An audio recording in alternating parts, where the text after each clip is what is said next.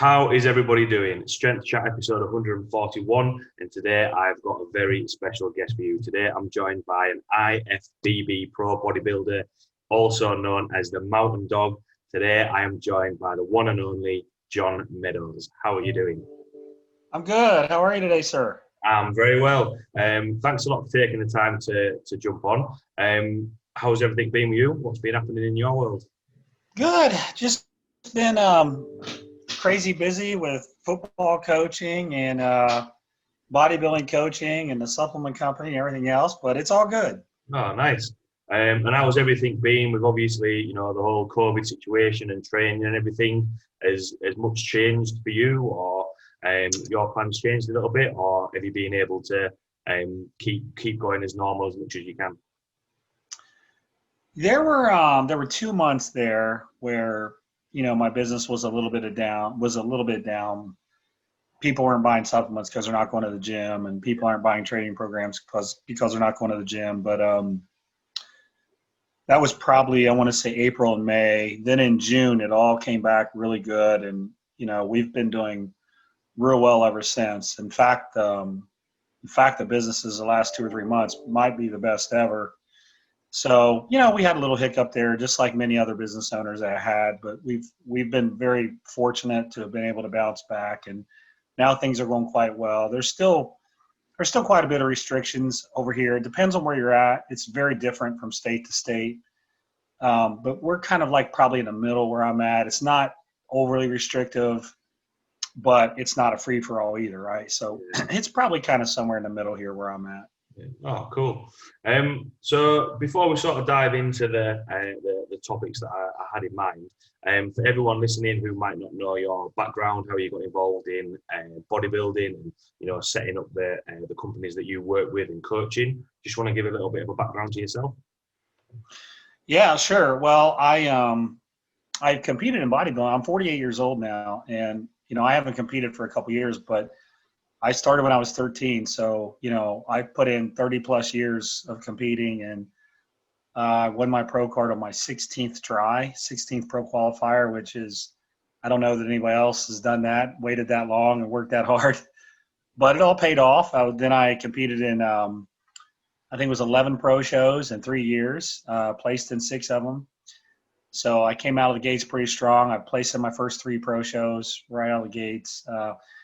I also have a little bit of a unique background too, because I worked in the corporate world for many, many years. So I worked at JP Morgan Chase Bank, and I was there for about 10 years. So I was kind of splitting time with a corporate job, and then also competing at a high level in bodybuilding. So, I'd go take half a day of work off on a Friday. I'd fly somewhere and compete, come home Sunday night, Monday I was back to work, right? It was kind of just like a hobby that I was pretty good at. Yeah.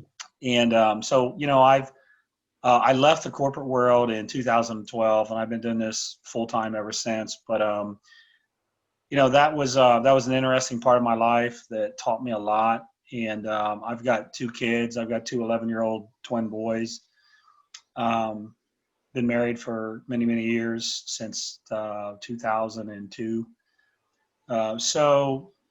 I've kept myself quite busy. I'm kind of a glutton for punishment. When I see something I want to do, I kind of put my heart and soul into it, like football coaching, for example. I spend, anywhere from 8 to 10 hours on the weekend game planning for football and trying to figure out what we can do. So I've always kind of been that kind of person. When I really commit to something, I give it everything I have. And sometimes I probably get a little over my head and do too many things at once, but it leads for a busy life, but that's okay. It's certainly not a boring life.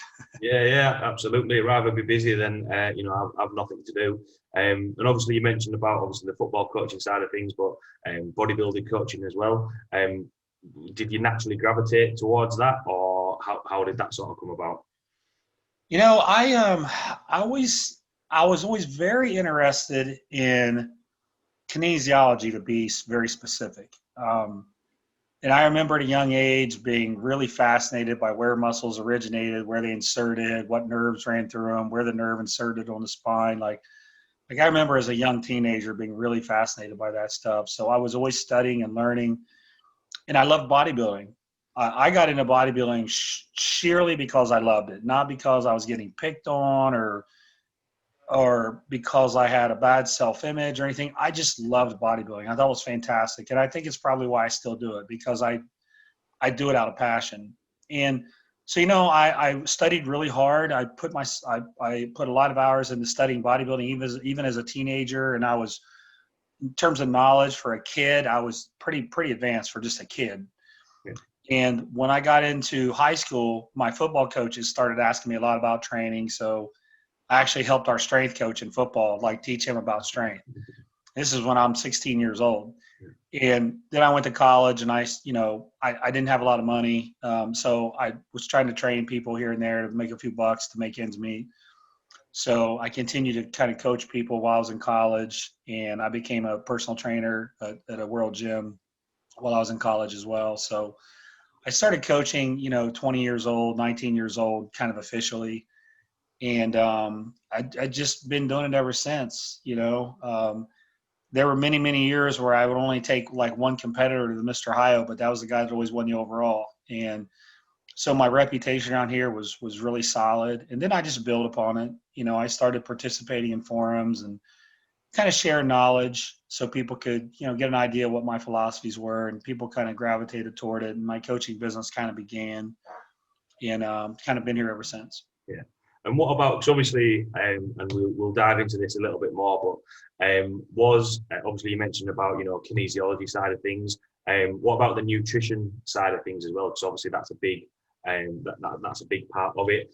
How did that sort of develop alongside the training and the coaching side of things? Yeah, so nutritionally, all I knew was what I read in magazines. So basically I would see what the guys were eating on their diets in the magazines, which was Muscle and Fitness, primarily what I was reading at the time. And I would read every article, and that's pretty much what constituted my knowledge base. It was just whatever I read in Muscle and Fitness was what I knew. I didn't really do any studying outside of that. I just grabbed magazines and I read them from page. And then this is back when there weren't as many ads. Now it's, for every article of information, there's 10 ads. Back then it used to be 10 pages of information for every one ad. So I gobbled them up, and then I saw there were other muscle magazines that were out there. There was Flex magazine, there was Muscle Mag back at the time. And I started reading everything I could. But I think when I got most serious about it, really, really detailed serious at a different level, was probably in 2005 when I had a near-death experience. I had a rare disease in my colon, and I didn't know what caused it. So I explored every option. And in the meantime, I really read a lot about nutrition at a much deeper level, way beyond the basics that you learn in class. And that was probably what, really kickstarted me to get really passionate about nutrition at a deep level. And then after that, I started writing for T-Nation back at the time. That was many years ago, and I put a lot of work into those articles. I remember, if I put a nutrition article up, it was anywhere from 8 to 10 hours of work I would put into the article, which involved a lot of studying, because I wanted to make sure what I wrote, made sense and it was accurate. So probably somewhere around about 20 years ago is when I really said, okay, I want to really take the nutrition part serious. Yeah. And that sort of goes quite nicely into my first question. Obviously, the amount of time that you've been involved in training and strength training and bodybuilding, what has been the, or if any, the biggest changes in nutrition and developments in nutrition for bodybuilders and strength athletes? Because at the start, right now you can type in nutrition and loads of stuff will come up, whereas sometimes people have to filter that information a little bit more. So for you, what has been what have you seen as the biggest changes, and how has your nutrition changed, and how has nutrition progressed over time? Well, back in those days, it was pretty dogmatic. It was, you had to eat 6 meals a day.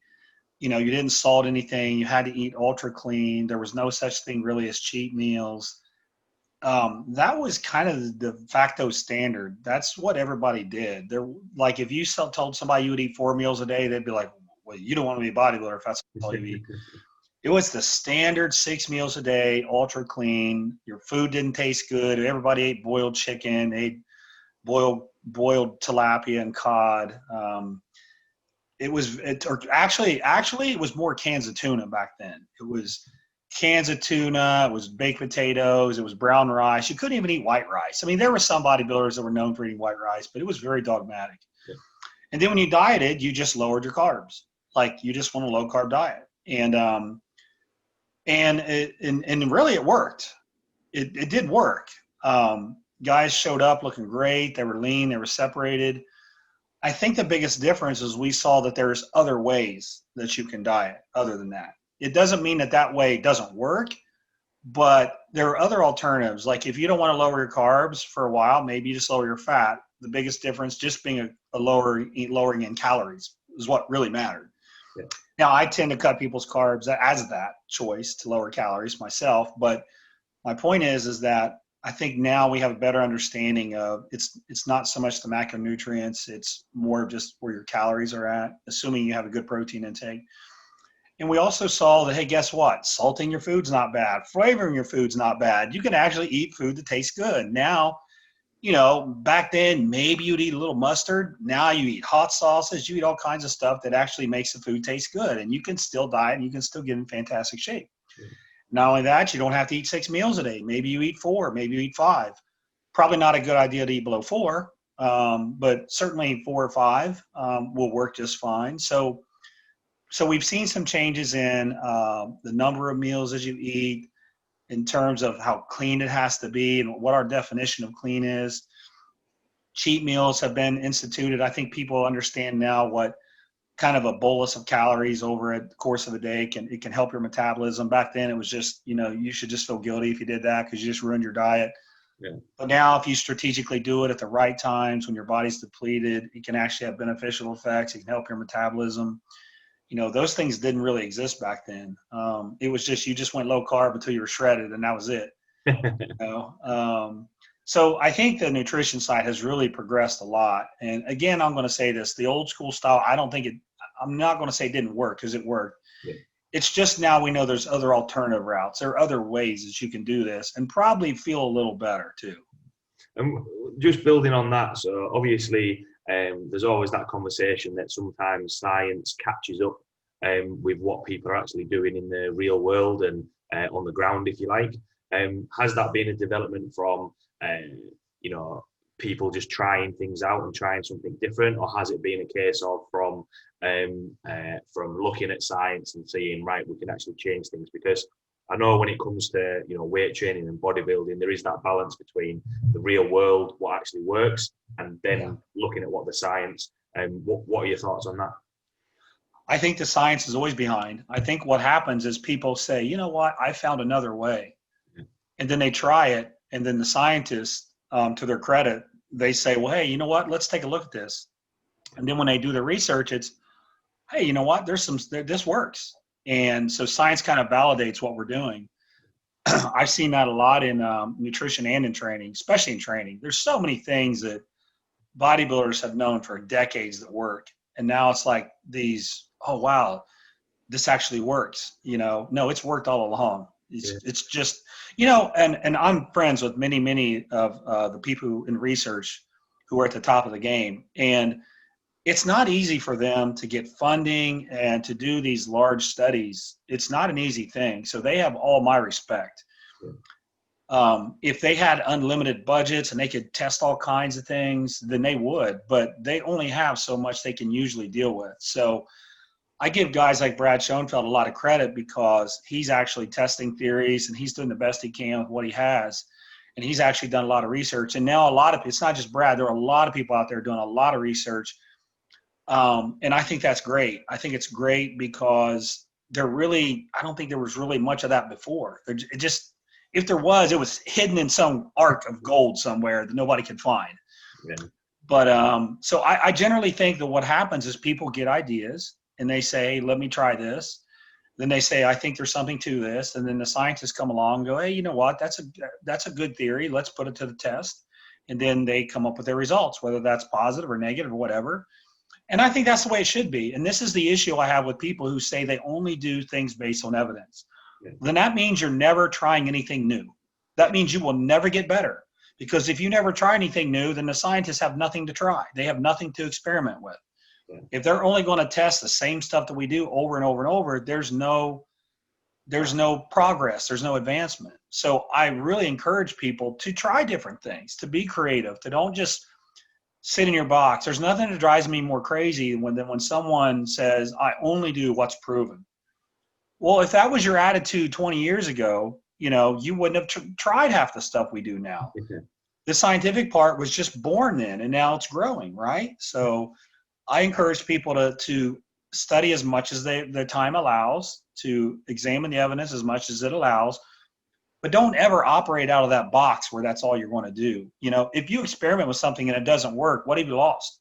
It just didn't work. Now we move on. We try something else, right? Yeah, absolutely. I think it is that balance. I know, you can, because a lot of people mention exactly like what you said about an evidence-based approach. And yes, if you're unsure of something that you might not have tried, you can have a look at the research. But I know for me, which has had a big impact on my coaching and on my training, is following coaches such as yourself who are going to try things, who have done things and it's proven. And yeah, science is still there for it's on a piece of paper actually saying this works, rather than just people saying, well, I've done this in the gym and this is what's happened, or I've tried this with nutrition. So yeah, he's finding that balance a little bit, because I think there's that phrase that says 80% of training has been done before and you know what's happening. 10% is trying to do what the client wants, and then the last 10% is just experimenting and just trying things out, which from my point of view I think is a really good thing to still keep in coaching, because if not, if you're doing the same thing over and over again and not getting where you want to be, I think it's good to push the boundaries a little bit and see what's going to happen.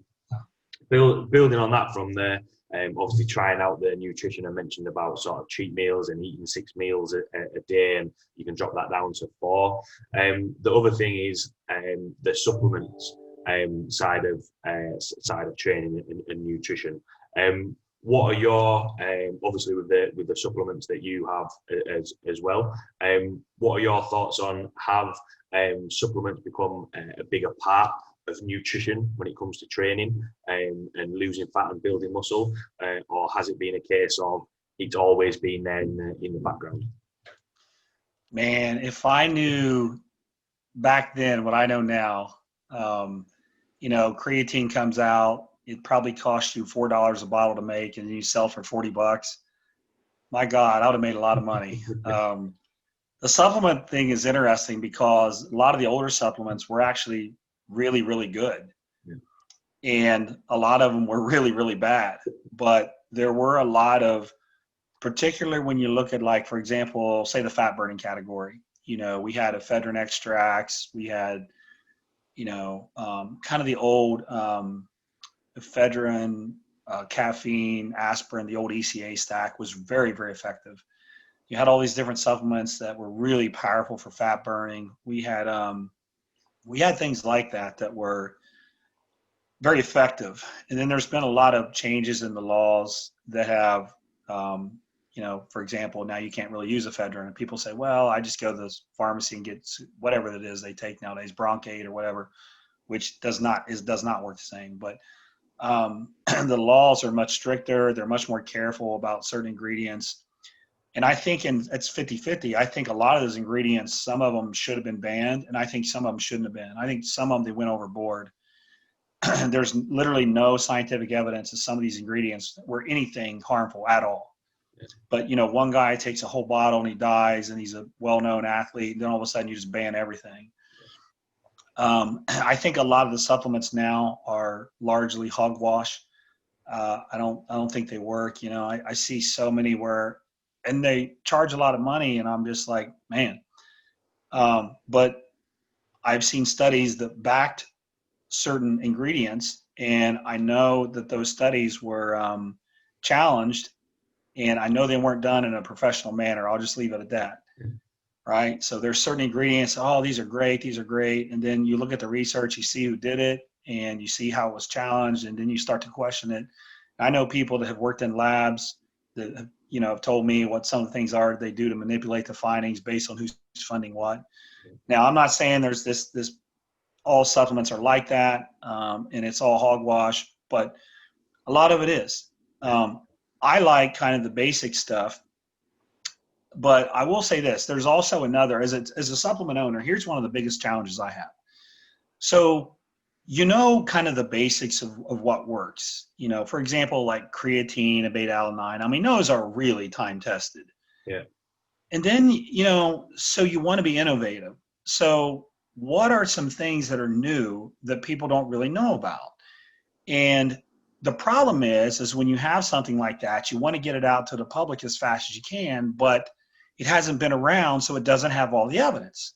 Yeah. So then you have all these scientists sitting around saying there's no evidence for that. It's very little. They've only done one study. And I understand their point of view, and I don't disagree with them.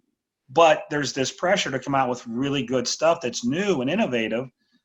So, where's the line? When I didn't introduce teacrine, but we were the first company that used 100 milligrams of it in its active form, anyway, I'll say, which was 250 milligrams of the powder.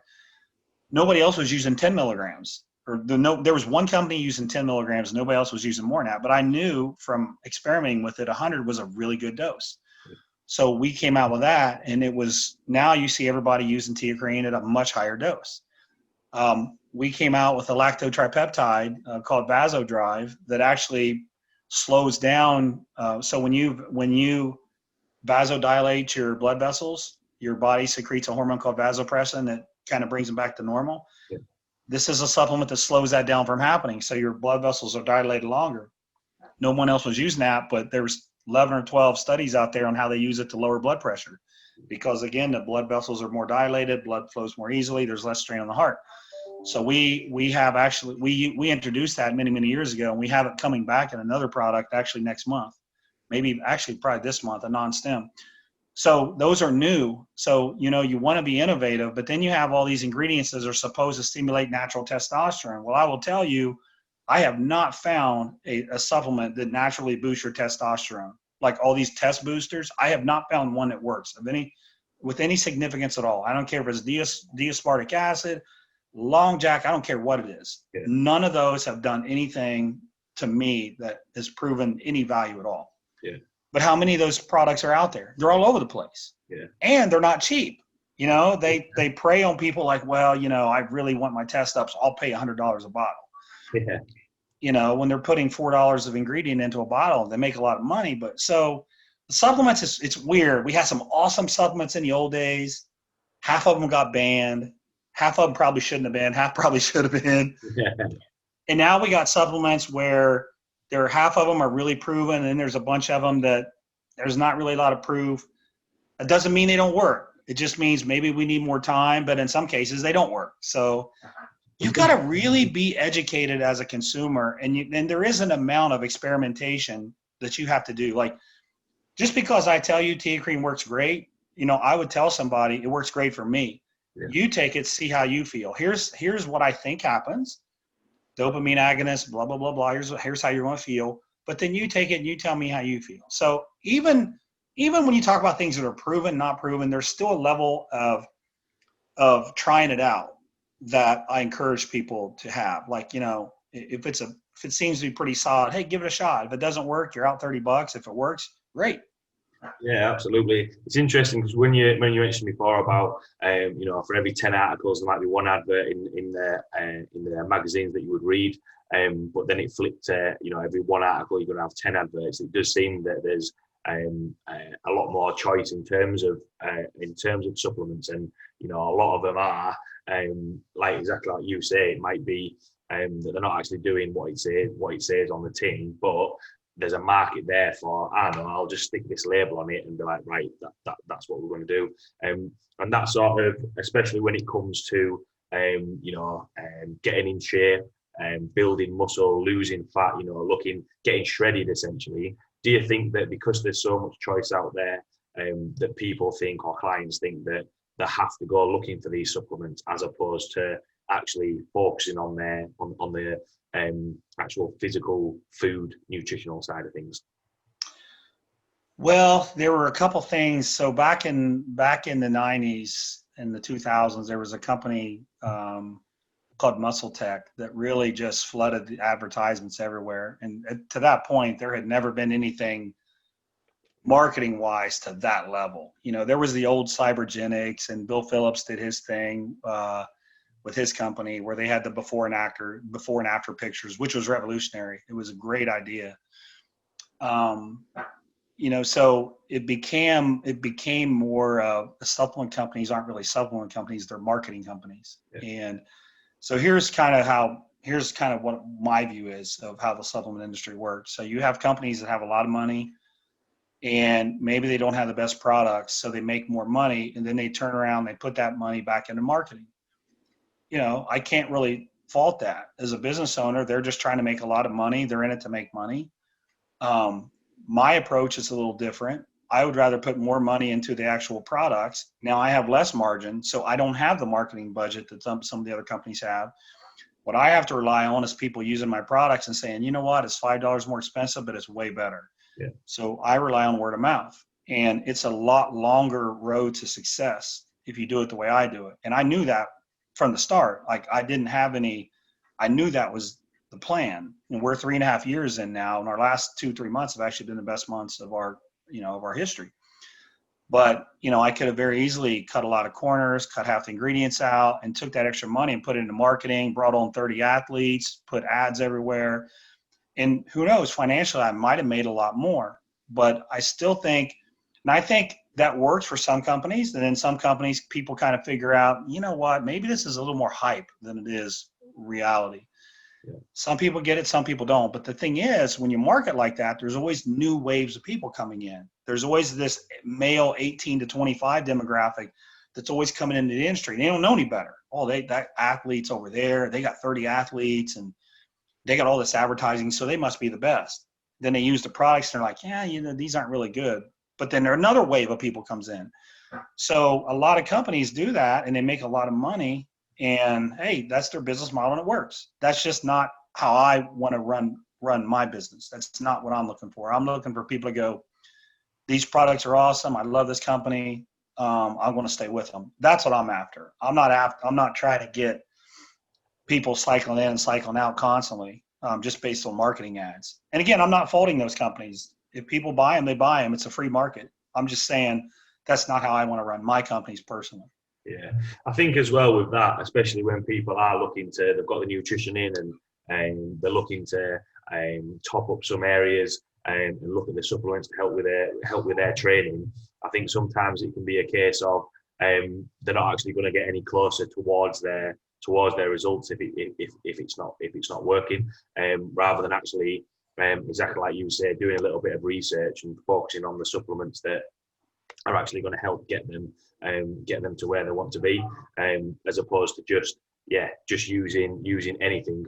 Because as well, when you see the adverts and they say, yeah, this person's been taking these supplements, it kind of looks as though, oh well, they've got in shape or they've got shredded or they've done this by using that. Whereas actually on mass, it might only be a small portion of that population that are actually going to get any results from using it. And then that goes on to the next point of with so much advertising around supplements. Do you think that when it looks to muscle building, that people feel like they need supplements to get to that next point, to get that extra little bit of fat loss or increase that extra little bit of muscle? Yeah, I mean, I always say this: supplements. The word supplement means supplement. It's supplemental to a really good diet. And 90% of the results you get are going to be from a diet that's put together really well, that'll help you get your goals. But supplements can make a difference, though. So they're not going to make up for a bad diet. So you got to have your house in order. You got to have the right training, the right diet, and then supplements, I think, can really help push you that extra 10%. But if you're not willing to train, if you're not willing to eat right, you might as well save your money on supplements because they're not really going to do anything for you. Yeah. But if you got those things right, then I firmly believe that they can definitely make a difference in your training, specifically recovery. You can recover so much better with certain tactics. the pump formulas are really good now. There's certain ingredients like nitrates, for example, that really deliver a lot of, that promote a lot of blood flow and things like that. That's actually an important part of training when you're lifting kind of in a metabolic stress phase, when you're, doing more reps and things like that. There's proven ingredients like creatine and beta alanine, which I mentioned earlier, that have loads and loads of evidence on strength building effects. And so there's all kinds of supplements that do work that can push you an extra 10%. But again, that's all predicated on you having that other 90% in place with your diet and your training. Yeah, absolutely. And I've actually used that phrase before about a supplement is a supplement of your diet. So if you're saying that, it makes me feel as though I'm not going too far wrong if I'm saying that to clients as well, because it should be exactly like you say, that last 10% to sort of get you to where you want to be. The next bit from that is obviously when you're mentioning about helping with recovery, helping with blood flow and that sort of stuff. One of the biggest things is that, especially when it comes to muscle building, everyone thinks that potentially walking out of the gym and having loads and loads of muscle soreness is, I must have had a really, really good workout. Whereas actually, when it comes to muscle building, is that necessarily what it means? Is that with using supplements, does it push you to that point where actually you realize that actually I maybe should have backed off a little bit there so that I can get a little bit of recovery? What are your thoughts on that, or what's your best practices for that? Yeah, that's the part that people have to really kind of get to know their body, to know what they're capable of, because there's two sides of this. So one side is, I don't think many people even push themselves hard enough. I don't think they even understand what they're capable of. They're so scared of overtraining. Oh my gosh, I did a hard set. I did a set to failure. I'm never going to recover from this. And those people will never reach their full potential when they're scared to train hard and I'm not taking anything to failure. I'm not going to push myself. They're never going to reach their potential. I'm 100% convinced of that. And then you got kind of the polar opposite of that, the extreme, where people just do everything to failure and they go nuts and then they're sore for a week. And probably the best approach is to be somewhere in the middle. You need to be able to recover. People ask me, well, how frequently should you train a body part? And it's a real simple answer to me. You train it when it's ready. Yeah. If it's not ready and it's sore, then I wouldn't advise you to train the muscle. I mean, I can get into the physiology and the muscle fibers being damaged and being able to produce less force. So all that stuff. But the bottom line is that if you're not recovered, you don't train. And if you are recovered, then why wait another 4 days? Like if you do chest on Monday and it feels great on Thursday, why would you wait until Monday again? So you're missing some opportunities there. And I think you kind of lose what you gained.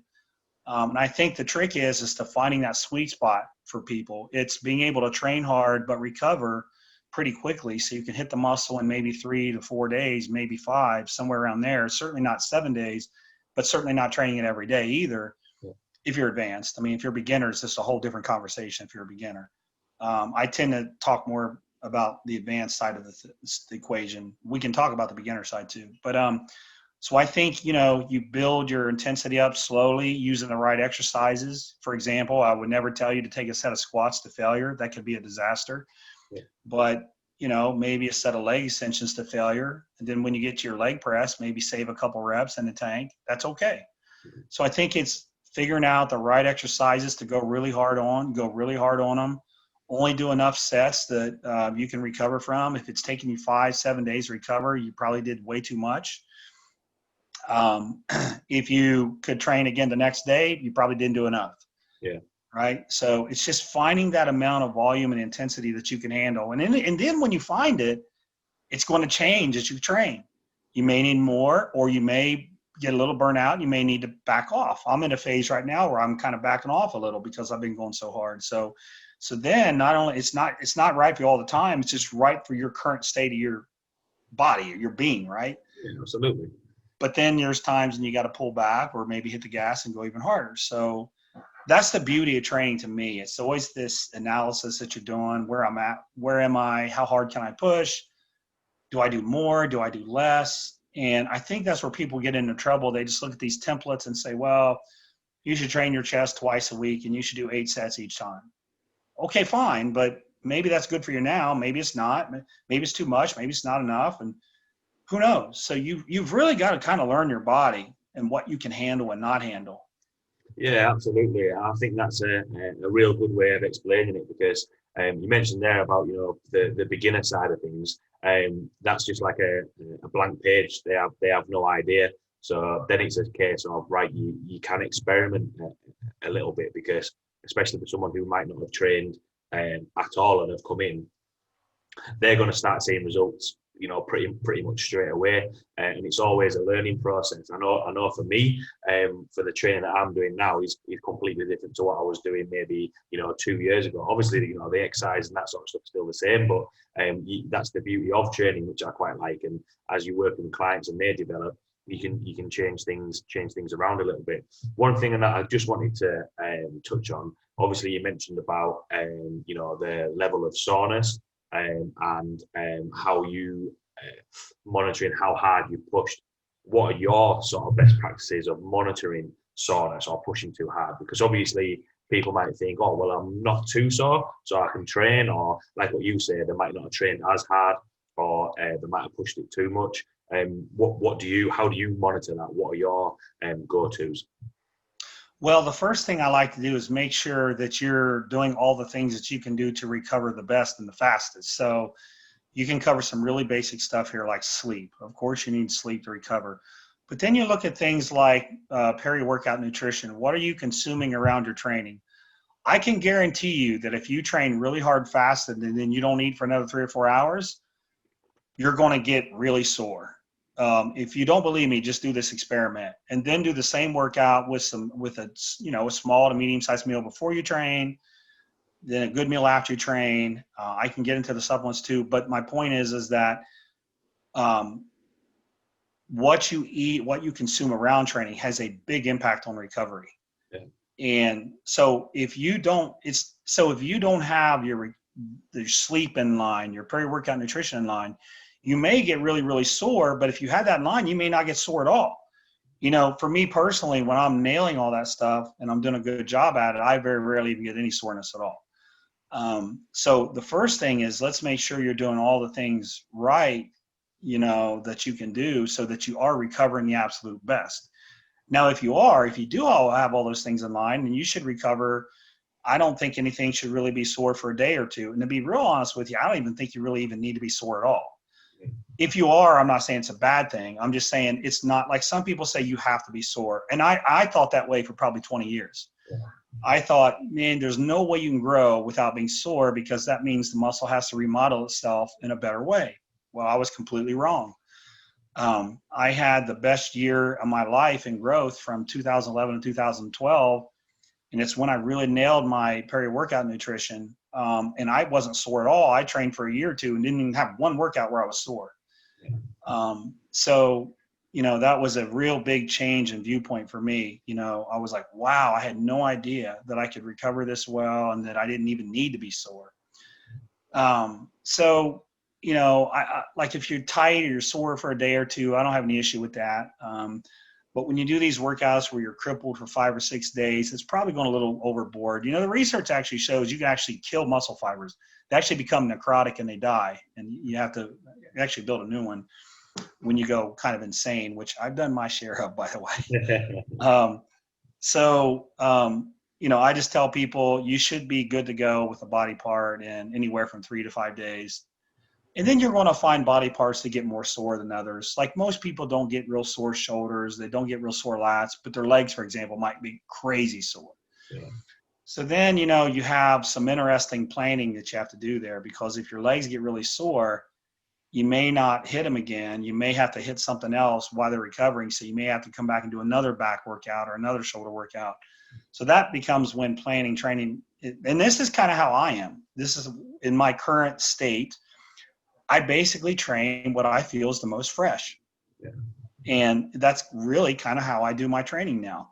And if all things are equal, then I train the body part that I think needs the most work or that I just want to have the most fun with.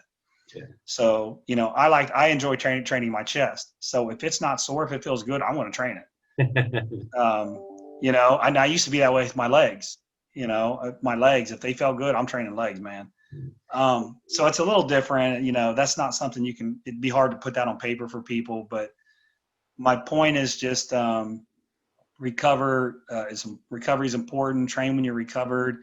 If everything's recovered, train what needs the most work, or whatever depending on what your goal is, you might just want to have fun training something. Yeah, it's exactly like what you say though. It's analysis of your own training, and if that's what works for you, then run with it, and you can see how it is. And people will get to that point where it is interesting that you mentioned, when people come in and say, right, I want to pack on some muscle.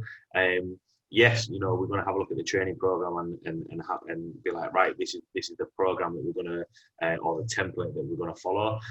But everything outside of the gym needs to be on top, because if you're not focusing on recovery, exactly like you say, not focusing on the things that you need to be doing outside of the gym to elicit growth and help with recovery, you can do all the training in the world, but you're not going to get to where you want to be.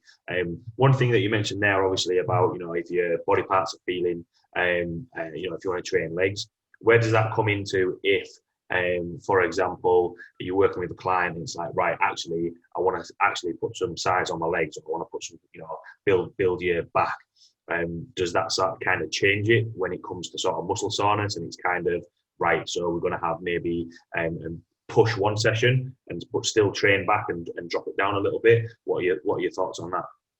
Generally what I do is, when you're going to add a lot more to one area, like say your legs, you've got to pull away from somewhere. So let's say I had a guy that had a phenomenal back, but he had small legs. I might say, we're only going to train your back every 2 weeks, but we're going to start training your legs 3 times a week. So what I would do is I would want them to do just enough work so that they're recovered again to train them again on Wednesday. So I might have to bring their sets way down in order to do that. But the goal is repeat. It's more stimulating sessions. Yeah. So you don't go in and destroy them, and then on Wednesday they're still sore and you train them again. That's not the goal. That's probably what they were already doing. So you need to change it. So now all of a sudden, if you want to have more stimulating sessions, you got to really pull back on the volume, but you still got to have intensity. But now recovery is so important, and that's why you pull back on your back work, because it gives your body more recovery capability. Yeah. You don't have this unlimited amount of recovery, or else you could just train your body every day, your whole body every day. If you could recover with infinite capacity, just train everything every day. But we all know that's not how your body works. So pull back. And that's where people struggle too, when they're trying to improve on a body part, but they keep doing all the other stuff they're doing for their other body parts. They just add on more work. Well, now your body's even more taxed. Now it's going to have an even harder time recovering, and then you want to train it more often. So you see how that can work against you? Yeah, absolutely. Yeah, I kind of touch on that one, because you do see people saying, "Oh, I want to put some size on my legs," and then exactly like you say, everything stays the same, and they actually end up feeling worse and think that they're actually developing, whereas actually the soreness side of things isn't actually any benefit to them. And I know for me, training, actually, I know if you've had like a bit of time off training or anything like that, but not having that soreness. And I've had clients before that have ate good food, come in, and they've been able to push that a little bit, push the session a little bit more. And is that kind of just a learning process that you would recommend people doing? Yeah, I mean, ultimately, that's what you have to do. You have to play around with all that stuff so you recover the fastest. When I'm doing that kind of high-frequency training, I like for people to tell me they're actually not even sore. So I try to help them find, like, how hard can you go but not get sore? Yeah. And then that way they're fresh again the next workout, which, if you're doing high-frequency, would be every other day. In my opinion, it'd be like Monday, Wednesday, and Friday.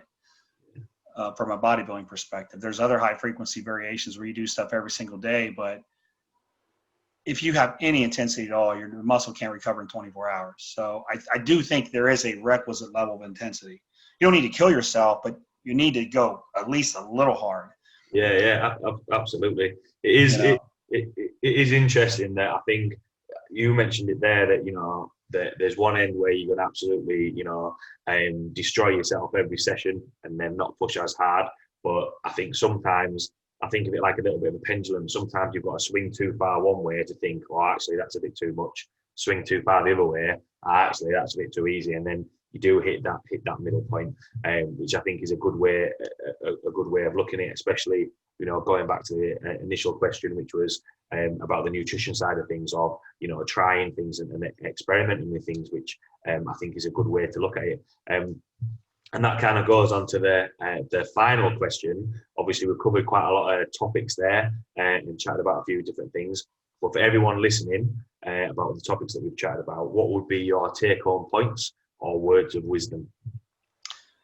Well, I think, first of all, it has nothing to do with bodybuilding. I think it's just be a good person. I think the world is in need of good people right now. And I think all over the world, we just need good people. We need people that just treat human beings as human beings, that treat people the way you want to be treated, to share love, to have joy in your heart, to love your brothers and sisters. Like, if I were to be able to give one piece of advice, that's far and away more important than anything it has to do with bodybuilding or eating. Yeah. You know, that's number one. So if you do want to focus more on the bodybuilding side, I would encourage people to really test yourself, to really push yourself, to see what you're capable of, because I don't think a lot of people do that. I think they are scared to. And I like to see people really push themselves to see what their capabilities are. That would be the second thing. And then the third thing I would say is, I think it's very underrated on how impactful stress is to us.